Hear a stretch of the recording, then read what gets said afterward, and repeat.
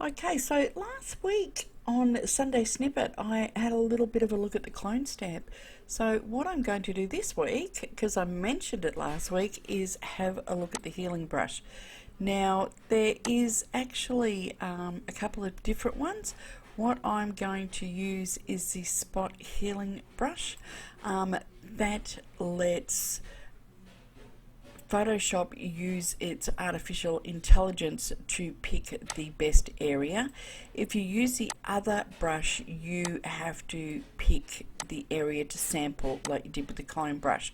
So what I'm going to do with some of these random hairs is I'm just brushing over them, and Photoshop with its content aware software will go through and find the best match to replace the pixels. So it's not blurring the pixels or anything like that as such. It's just trying to find a match in the pixel colors and textures to replace it with. Now sometimes, if I go all the way over this hair, it doesn't do a very good job. If I just zoom in, so see how it's grabbed some of the skin color over the tooth, or the lip color I should say, and then over the lip here it's sort of mushed it all together. So what you need to do, I'm just going to undo that, is you starting from not the edge but just in from the edge, just in small areas,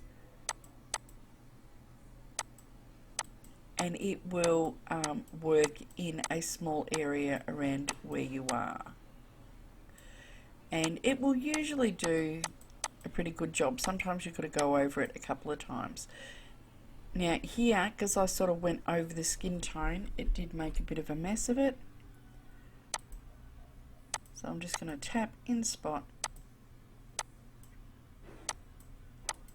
and come up here.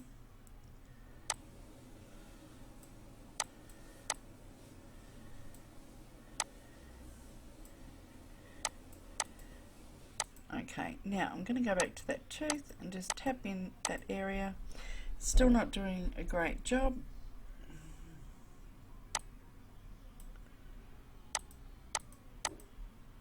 Possibly because I was a bit too close to the edge.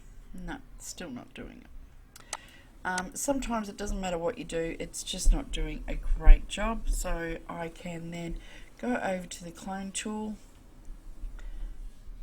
and you can hit S for the clone stamp tool, and I'm just going to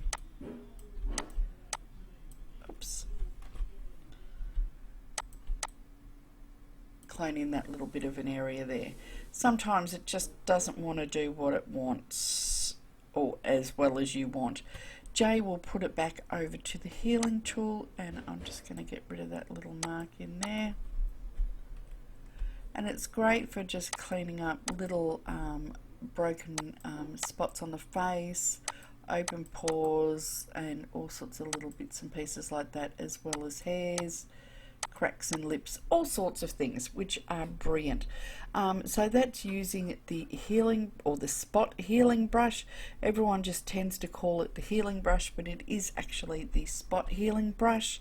And you can use it to remove hairs and unwanted things in your images.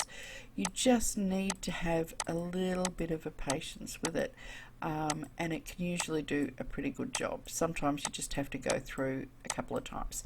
So that's it for this week's Sunday Snippet. Thanks for watching. Bye for now.